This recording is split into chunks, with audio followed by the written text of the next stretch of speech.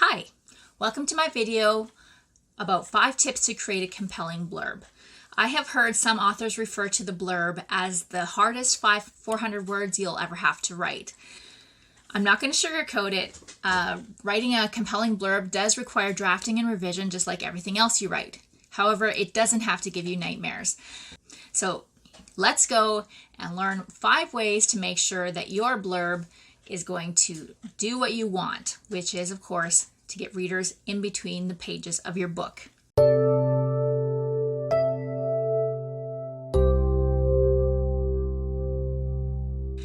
Okay, I didn't introduce myself. I'm Talena Winters. I'm a multi-genre fiction writer as well as a developmental editor. So this is something that I have done for myself, and I've also helped other people develop their blurbs. And what's really astounding about blurbs is that if you understand what your story is, it shouldn't be that hard. However, most of us have a hard time figuring out exactly what is the most important element of our story, and we want to kind of pile everything about our story into the blurb, especially when we're new. The important thing to remember about your blurb is that it's a marketing tool, and it serves 2 functions. 1, to create an appropriate expectation about your book in your reader's mind, and 2, to make them want to find out more. So create an appropriate expectation, make them find out more.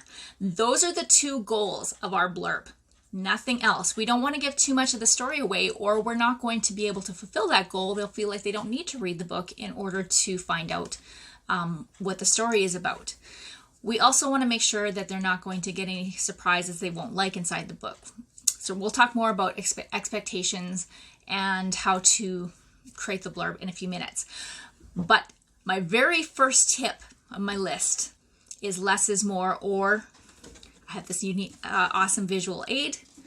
Keep it simple, sweetie. Use the KISS formula, because as I already said, a lot of us want to put too much in our blurbs. Myself included. When I create a blurb, my first draft, well, the first draft I show people can sometimes still have too many elements in it. And I've already usually pared down a few, recognizing that I've got too much in there myself already. And I still end up with too much in there and have to simplify. So it's a common thing. That's why we need to have other people give us feedback about our work. So number 1, less is more. We're going to keep it simple. Let's talk about that. So here are some quick ways to keep it simple. Don't use too many names, whether of places or people. The more names you have in a blurb, first of all, you have to explain who those people are so that they have some relevance to the reader. So that means taking up word count. And the other thing is that too many names just gets confusing. So you don't want people to have to try and figure out all the different elements of your plot just from your blurb. Really, and that is actually part of this, you don't want to include too many plot threads in your blurb. You might have 4 or 5 different point of view characters in your book, but you don't want to talk about all of them on the blurb. You would only want to talk about the most important 2 or 3 plot threads, which means that you're really not going to use more than 2 or 3 character names either.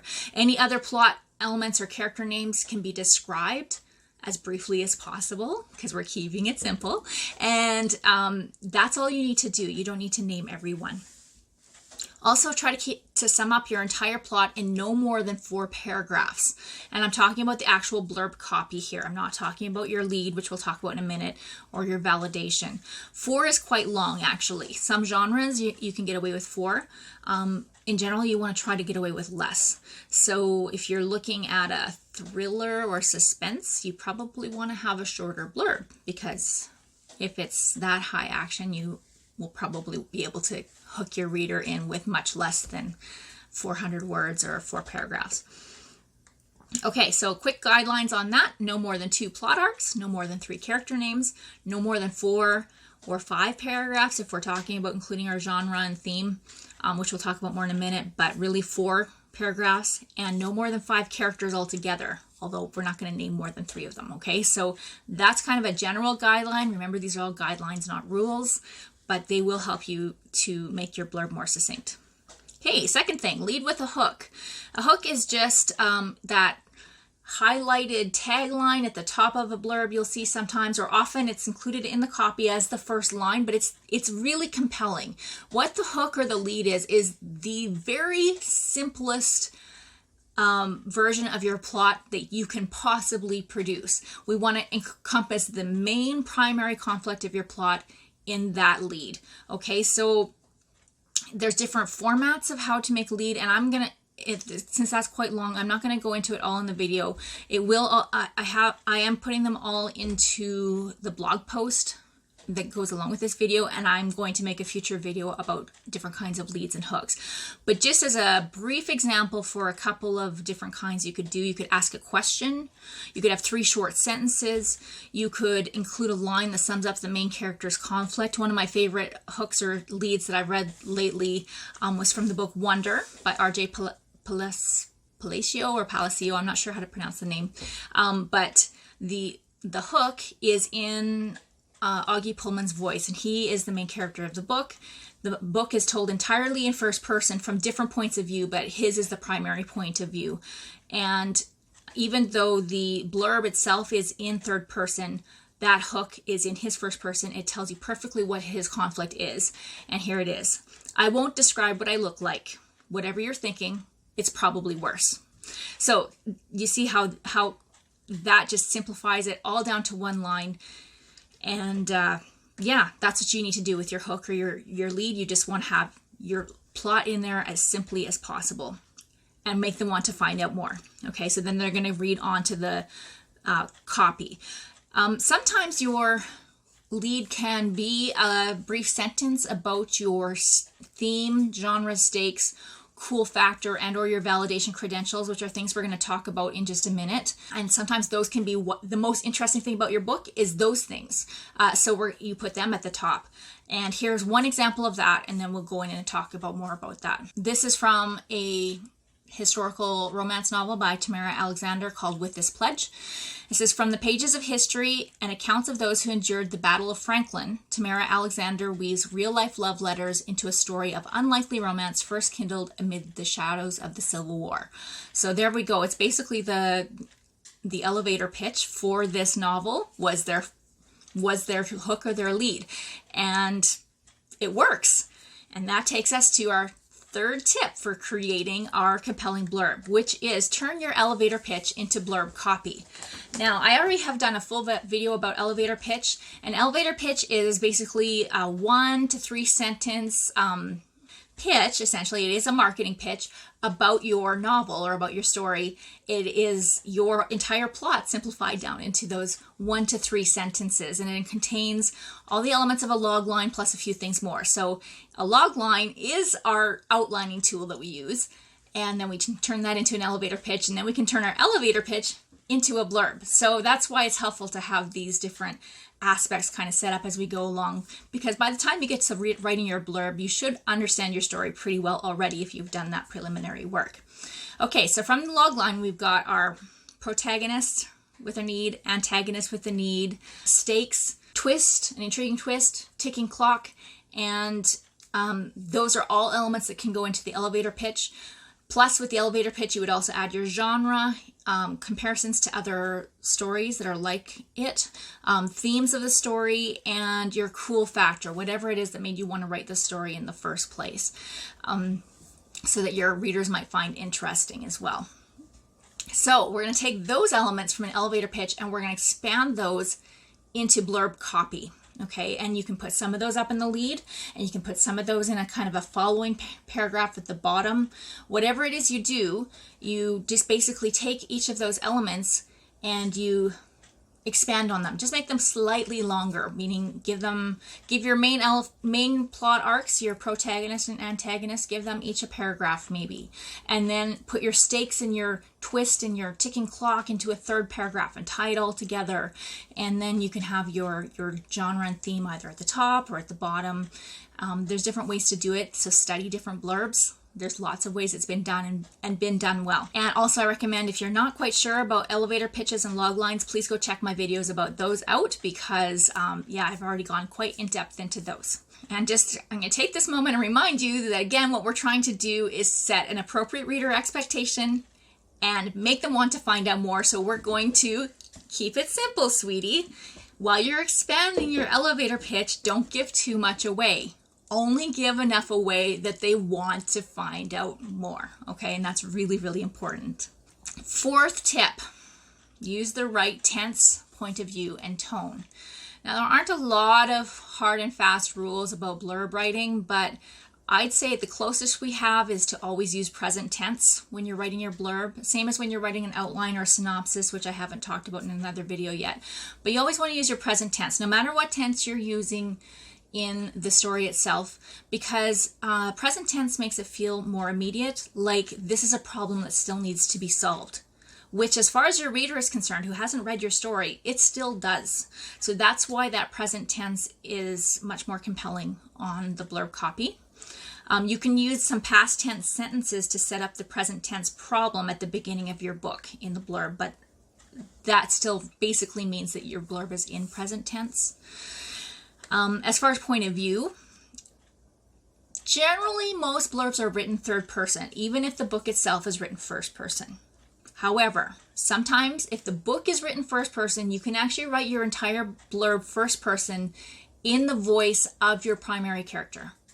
And that has been done and done well, and you can totally get away with it. However, if your book is written in the third person, don't use first person in the blurb, okay? Use third person. Just make sure that your blurb tone is consistent with the tone of your book.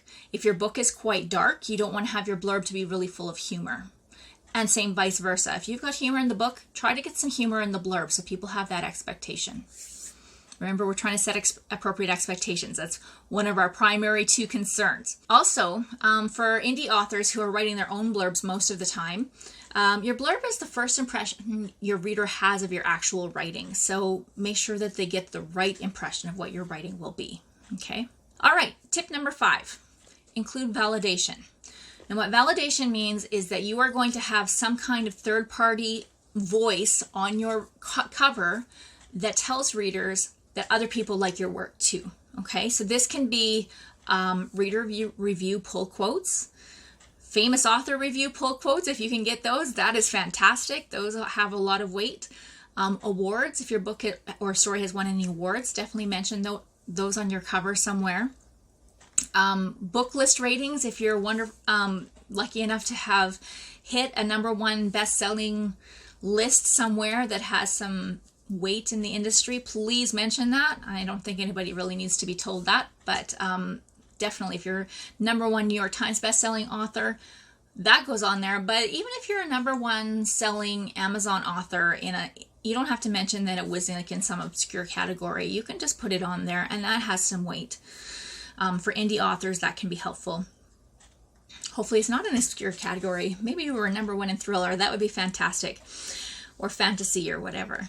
Other credentials may or may not could be put on there. If they are something that would help to sell your book, put them on. So if you're actually a celebrity, for instance, or a well-known journalist or actor, put that on there. But don't feel bad if you don't have credentials like that to put on there. That is just, it's something you can add if you have something that would be of value there.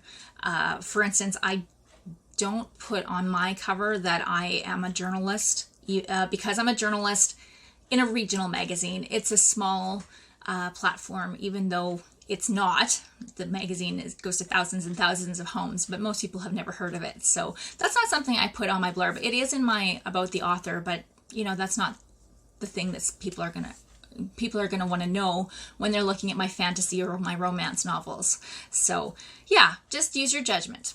Okay, when I talk about pull quotes, just a special note about those. A pull quote means that you're taking something from a larger review and you're using the most compelling part of it in your blurb. It does not even have to be a complete sentence, and most of the time it's better if it's not. You want to pull a really interesting adjective or phrase from a pull quote and put it in there attributed to that person. Something that will catch the eye. Once you get too many words on there, people don't want to read it. Okay, so just pull like the word spellbinding or riveting or something like that. So-and-so is a revelation. Every time I think of that, I think of Anna Kendrick and her book, Scrappy Little Nobody, because that's what she wanted to be when she started being an actress.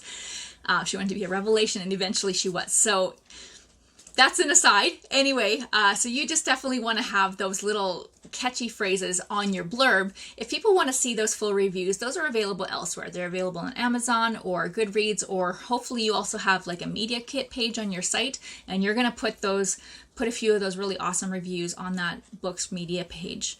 And that's where people can get the full context of those comments. Okay, I've got through the 5 tips. Now I've got a couple of little bonus tips. First of all, even though your blurb is a marketing tool, I actually really like using my blurb as an outlining tool. I start off with, well, I'm a pantser that's being converted into a plotter, and I'm still not at the point where I'm a super in-depth plotter as much as I'd like to be. My brain always throws twists at me that throw my plot out the window. So that does happen. However, if I understand what my conflicts are, my brain doesn't screw those up. And your blurb can be a really great way to make sure you really do understand what your primary conflicts are and you stay on track for what you should be writing in your book.